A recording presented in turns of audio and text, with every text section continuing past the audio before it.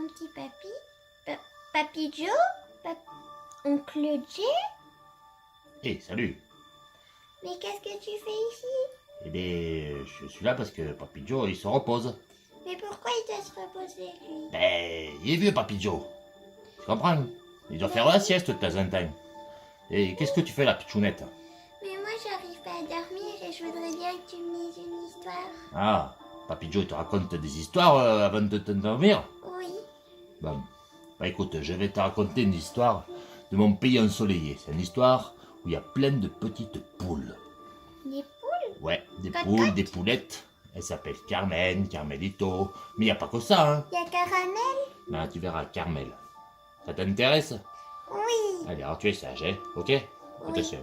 Allez, je vais commencer la belle histoire sur les petites poules et le chevalier. Tu vas voir.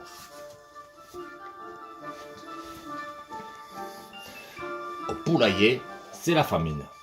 Plus le moindre grain de blé à picorer. Papa et maman poule sont partis à la recherche de quelques épis oubliés dans les champs par les paysans. Pedro le cormoran veille sur les enfants. Tu sais, il est vieux, Pedro le cormoran. Hein. En attendant le retour de leurs parents, les petites poules affamées s'apprêtent à partager une semence d'avoine toute moisie trouvée dans la poussière. Mais c'est pas bon. Ben écoute, ils sont pleins, ils n'ont rien à manger, alors ils prennent ça, hein, et c'est tout. Et en plus, c'est la bataille. Hein. Et c'est parti. Avec calme et courtoisie, c'est une blague pour de vrai se bagarrer, les petites poules tentent de se casser la graine.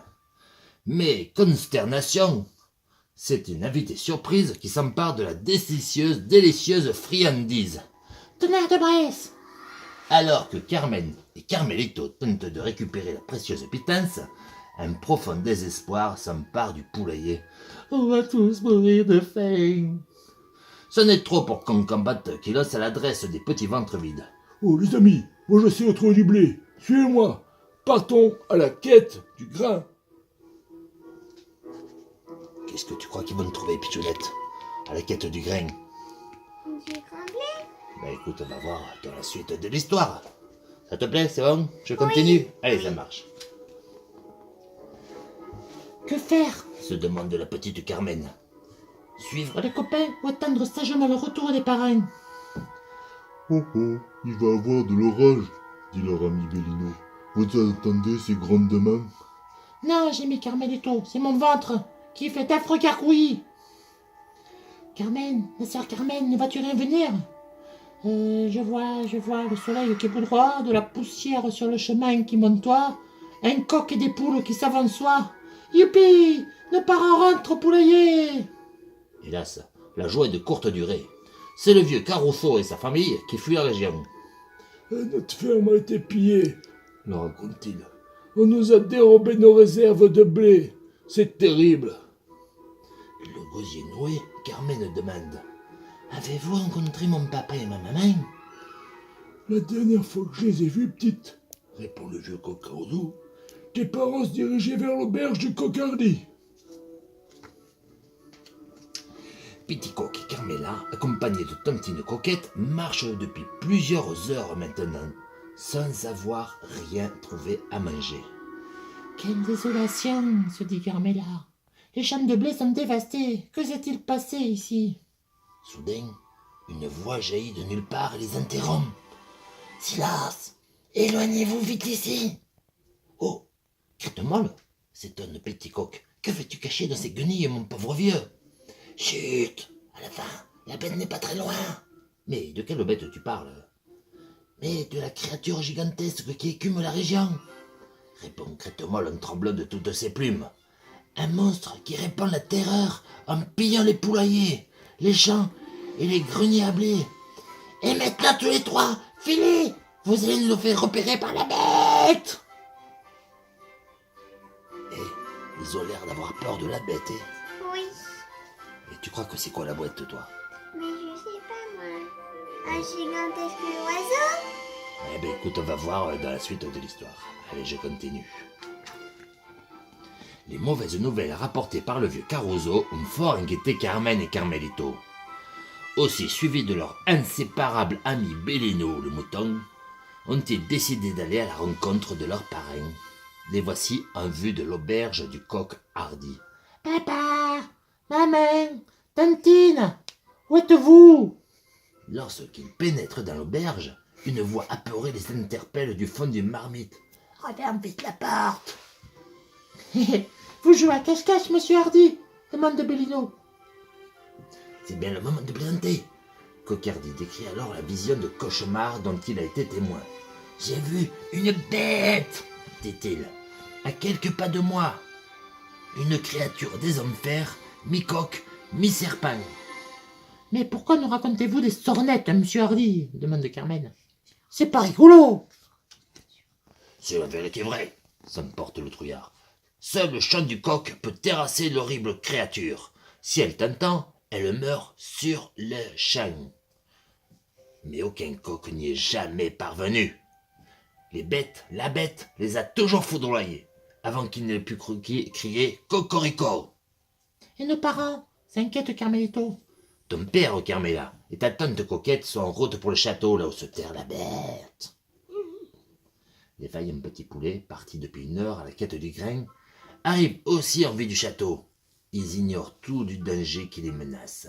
Ah, quelle splendeur, ça c'est du poulailler. Seuls ceux qui ont du blé peuvent s'offrir de telles demeures. Nous touchons au but. Allons-y, les encourage Cocombette. Empruntons ce charmant petit chemin fleuri. Bizarre, le sol humide et visqueux. Mais c'est pas un sentier, mais... Et qu'est-ce que tu crois que c'est, Pichonnette? Mais c'est la bête. Ah, c'est quoi la bête? La bête, c'est le truc coq. Un truc coq? Mi-coq, mi-serpent. Regarde, on va voir. Quelques instants plus tard, c'est au tour de Bellino, Carmen et Carmelito de contempler l'antre de la bête. Le bonheur de retrouver leurs parents donne des ailes à nos 2 petites poules. Hé, attendez-moi. Soudain, Carmen pousse un grand cri de joie. Elle vient de reconnaître ses copains. Salaud, regardez qui nous attend là-bas. Cocompote, Coxis et Molle des coqs, s'écrie Carmelito. Mais le spectacle qu'ils découvrent en s'approchant les saisit d'effroi. Leurs 3 malheureux amis sont comme statufiés dans la glace. Carmen a beau leur parler, et Carmelito les secouer, ils restent désespérément immobiles. Dites-nous quelque chose, souplie la poulette. C'est dingue, Fit Bellino. on voit à travers, et quand on toque dessus, ils font tink-tink, ou clink-clink, comme tu veux. Ils ont peut-être pris un petit coup de froid, suggère Carmelito. Non, s'exclame Carmen. Ils sont en cristal. Oh, mais qui est assez méchant pour avoir fait ça? Derrière eux, une voix de ferraille résonne. Moi, je sais. Mon nom est Lancelot du Lac, chevalier de la table ronde. Le monstre qui a cristallisé vos amis est un basilic. Cette créature maléfique a la capacité de cracher son venin par les yeux. Quiconque a le malheur de croiser son regard est pétrifié à jamais. Mais moi, grâce à mon home, je ne crains rien. Cette sale bête existe pas de vrai, messire Lancelot.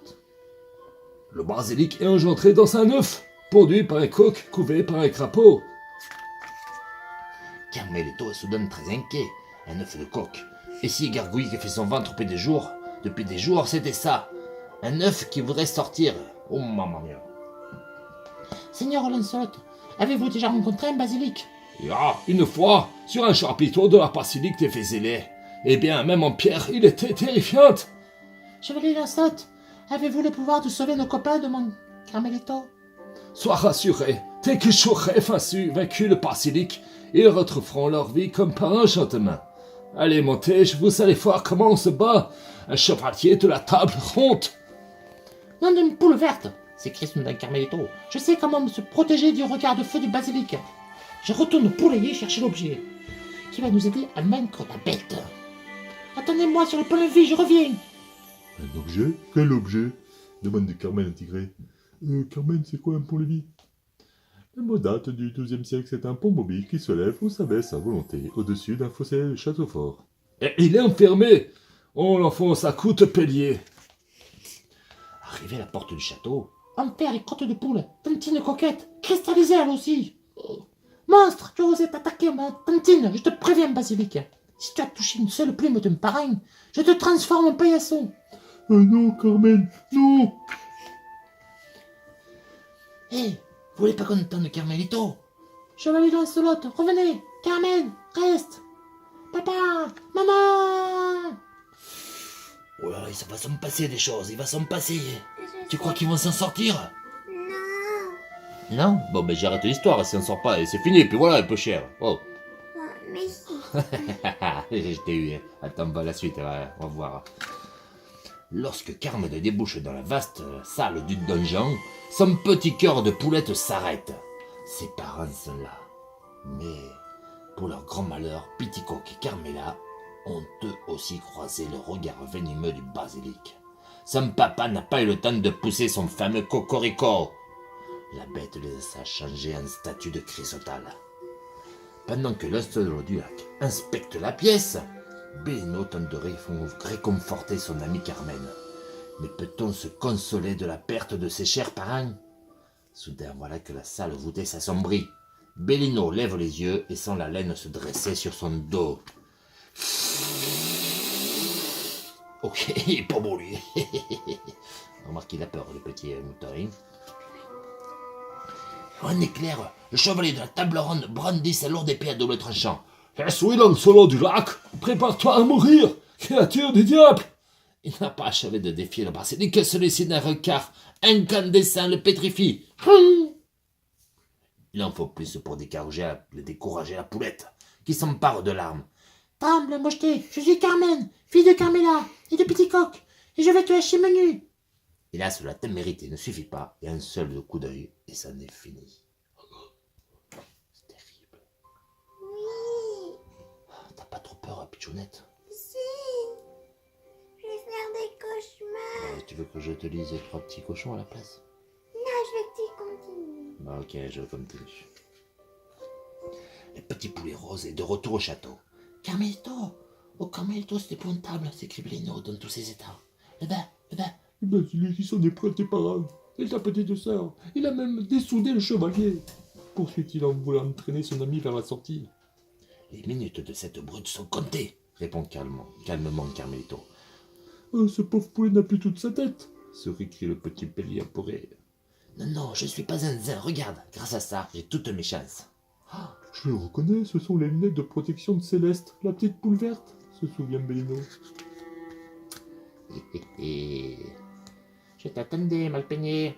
Le basilic décoche un premier rayon qui embrase la cour du château, mais reste sans effet sur le petit poulet. T'as vu ces belles lunettes? Oui. La bête surprise qu'on lui résiste darde sur lui un nouveau jet de feu qui n'a pas plus d'effet que le précédent. Même pas mal. Et maintenant, je vais te chanter un petit air à ma façon, lance Carmelito en plantant droit ses yeux dans ceux du basilic.